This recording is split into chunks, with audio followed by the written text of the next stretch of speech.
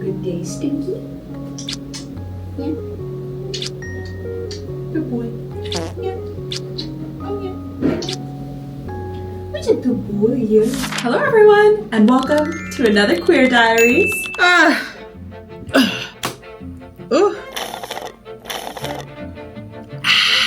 I hope you are doing well, my cutie patootie angels. I'm just about to do a light little makeup look because we're about to have some friends over. Specifically, our friends' names are Jack and Jesse, and they are a married couple. We know them because they're in Cass's PhD program, and they are one of the few married couples that we know in Boston. People are so shocked when they find out that Cass and I are married. I don't know why. I think there's a number of reasons. I think one, we're queer. And people are just like, oh my goodness, you're gay and married? And secondly, I think we're a bit younger than people are used to seeing. Less so now that we're 27. But when Cass and I first got married when we were around 22 years old, the following 2 to 3 years, people were just completely aghast. They could not believe it. The amount of people that would claim that we were trying to prank them or that we were lying in some way, I thought was so hilarious. All that to say, it's nice to be friends with a married couple, just because we have that thing in common, obviously. The reason why Jack and Jesse are coming over today specifically is because we are about to watch the season finale of Top Chef together.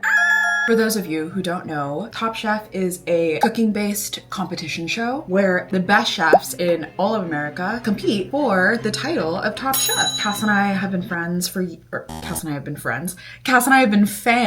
years and years and years, and I have met very few, if any, Top Chef fans in the wild. I feel like maybe it leans towards an older demographic, maybe just a demographic of like homebodies, so therefore no Top Chef fans ever leave the house, so I can never encounter them. But Jack is a huge Top Chef fan, just like us. He's been watching the show since the first season, and a couple of weeks ago, he asked if we would like to watch the season finale together and specifically have a little dinner party, kind of Top Chef style. And of course, Cass and I were so excited. How could we possibly say no to such a wonderful idea? And so, on today's menu, I will be making a Sichuan feast featuring all of my favorite dishes that I've been loving recently, namely mapo tofu, garlic chili string beans, and also Cass's favorite, Chinese cauliflower. Those are the mains, and specifically for appetizers, because we will be having such spicy food as our mains, I wanted a more cooling, refreshing option to start. And so I'll be making a cucumber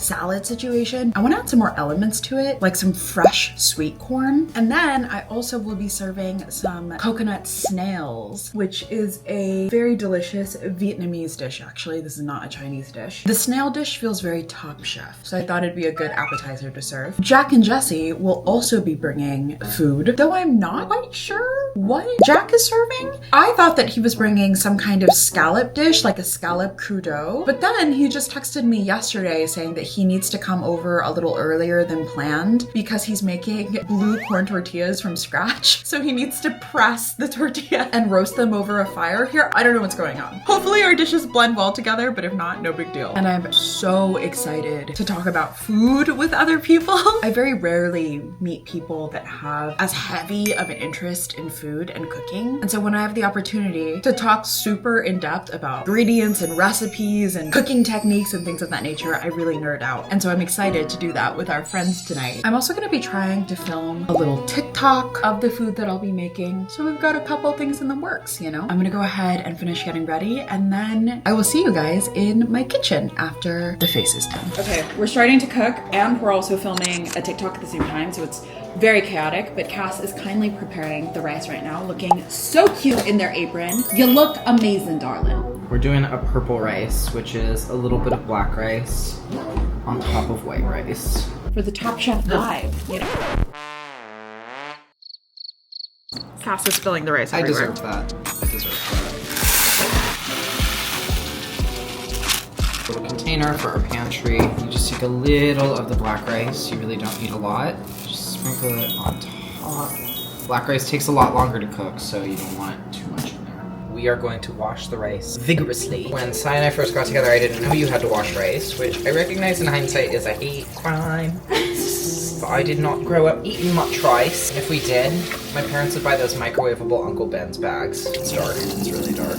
As you can see, it's starting to turn a little bit like violet, and by the time it's cooked, it'll be purple. I just think it adds a little bit of whimsy to a meal, you know? We've all seen white rice, but who hasn't seen some purple rice? Properly fill it up. Ideally, you want to make sure that the water is somewhat clear, like this. Good luck, little rice. See you in 55 minutes. I'm gonna gather all of our ingredients and lay them out on the table just so that we know what we're cooking with.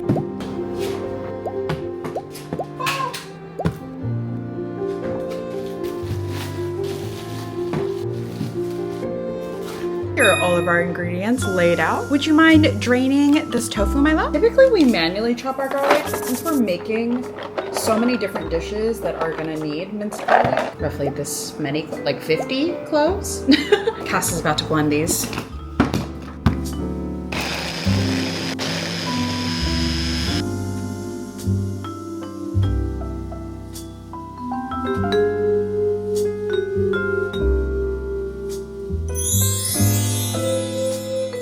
Chicken tags. Sit.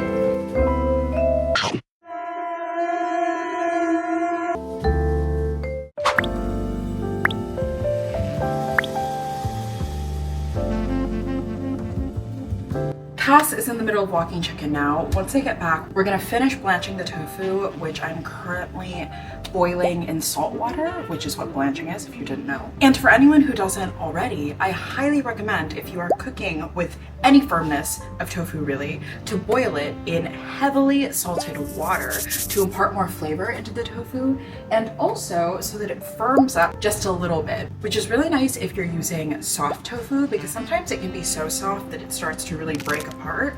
But if you salt it heavily, it really adds that extra oomph. You know what I mean? Ooh, you're consuming a lot of Love Island TikTok content. Interesting. Any of y'all watching Love Island? Everyone's watching Love Island. If so, please let us know if we should watch it. Here's my thing. I always need at least one element of the media that I'm watching to be queer or food related or Asian. I will take Asian. And Love Island is neither. No. Basically, all you need to know about this season is that there's this girl named Huda. She basically, I don't really know the premise of Love Island. Part where she's like, I feel like America hates me. and this girl is like, Maybe they don't hate you, maybe they just see things that you don't see. And like you need to take a lesson from it. however, that said, to all my crazy girls out there, as a former crazy girl, you don't want a man that likes that. You know what I mean? You need someone that's calm and chill. Like Sai is the calm and chill to my crazy, and vice versa. So, anyways, Huda, if you're out there, you're a diva. She's fierce. Her face card doesn't decline, but she is disturbed. We support women's rights and wrongs in this house. No, period. And also, these men will drive you crazy. All of this will probably get cut, but That is so crazy. that's what you missed on Glee. Everyone talks about the Instagram boyfriend, but no one talks about the TikTok boyfriend. Right, baby. There needs to be more representation. Join in. Tofu's so pretty. Shout out to the tofu makers in the world. I'm sorry, I didn't even position you guys to see the tofu being poured. Insert it, because we just took a Oh, video. so true. Insert. Oh my god, my apron. No wonder I feel nude. These are the aprons that they wear on Top Chef, you guys, so it's also thematic. So true. This was one of the first PR things Sai ever got sent, and it was, I remember when we got this, and it was like, wow, this real-ass chef company is sending you merch. Like a real chef. A real chef. Wow, our tofu is stunning. Cass made these ginger ice molds, and they're so wonderful. Thank you, honey. Adding a good amount of garlic.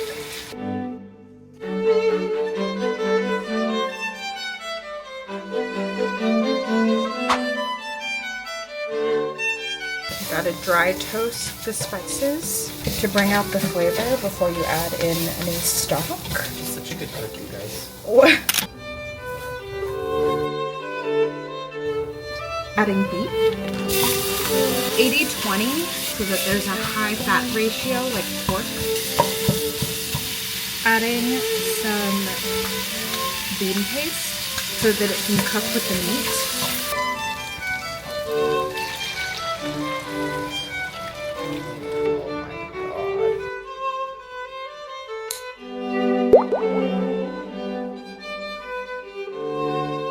adding a healthy amount of sugar. I feel like the sweetness is a really key part of a good mapo tofu. Do you say sugar in Viet? Dung.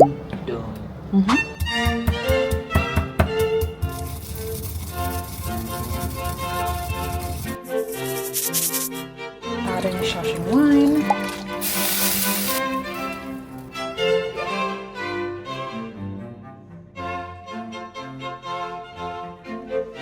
I just tossed the cucumbers and the corn together. Now, using the same bowl that the corn was in, some of that corn juice is in there, I'm adding some apple cider vinegar. I wish we had chili crisp right now, but unfortunately we're out. This, I'm adding ponzu, little bit of chili. I'm gonna add a little bit of the pickling brine. So acidic. I'm adding some cilantro now, which I know is not everyone's cup of tea. I also added mirin and honey. The dressing is delicious. So we're gonna dress it right before we actually eat. Now I'm gonna cook the cauliflower as the mapo tofu will sit here and continue to simmer as it develops flavor. Closer to the end, I will do the cornstarch slurry so that it thickens up. Cass is making margaritas. Cass is in their bartender era.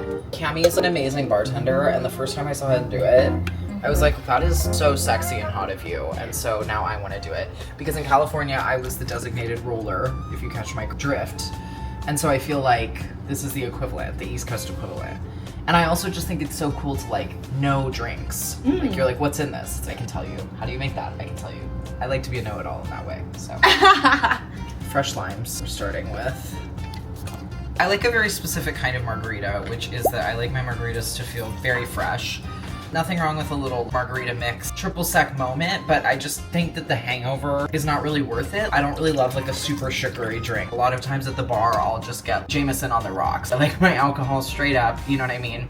And so I like a really fresh, tangy margarita or a jalapeno margarita. But tonight, because we're already doing Sichuan, I didn't want the jalapeno to sort of like be in conversation with that. So we're just gonna do a nice bright lime classic margarita.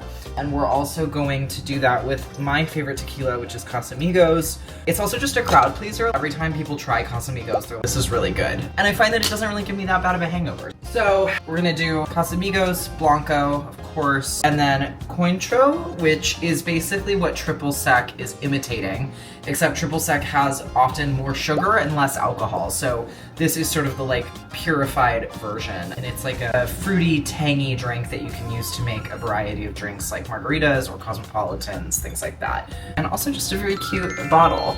It's got a citrus note. And then I'm gonna do probably a little bit of agave just for a little bit of sweetness because the lime is fresh and quite sour. People say to use fresh limes and not lime juice from the store, which we did have a little bit of, but I was like, that's also never quite as great as I want. So that's the vibe. And then I got proper margarita salt.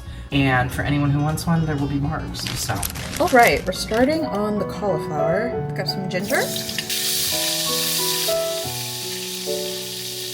Add onion and a healthy amount of garlic.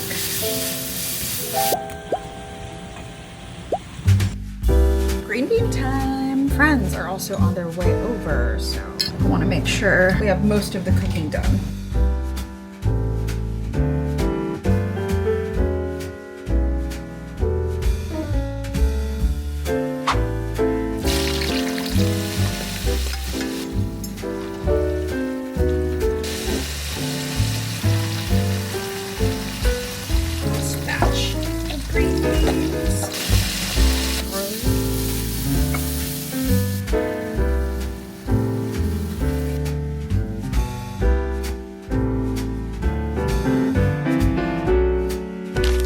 Everyone, this is Jack, and he's about to fucking make tortillas, which is fucking ridiculous. Crazy to have a tortilla press.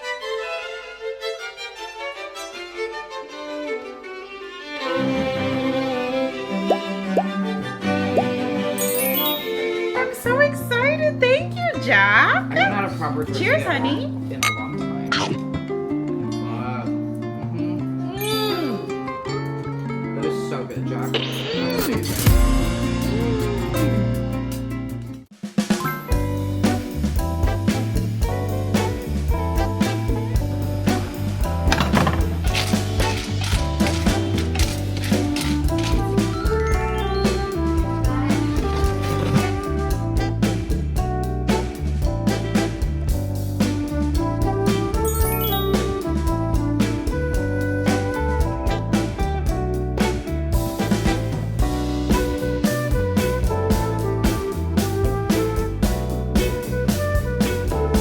showing my friends how to eat longan. It is, you guys have had lychee before, right? Have you guys had lychee before? Lychee flavored thing. Yeah. Oh, okay. Well then, great. Great first experience. You can either use your teeth or your fingers, but you're essentially gonna pop into it. I would recommend using your teeth because they're very juicy. So you just bite it, so it looks like this. And inside, it's gonna be a seed. Oh, aren't you intrigued? Just pop it in your mouth. You just squeeze it out like a cherry. And that's it. They were on sale on Wii for $5. Actually. Similar to lychee. Yeah.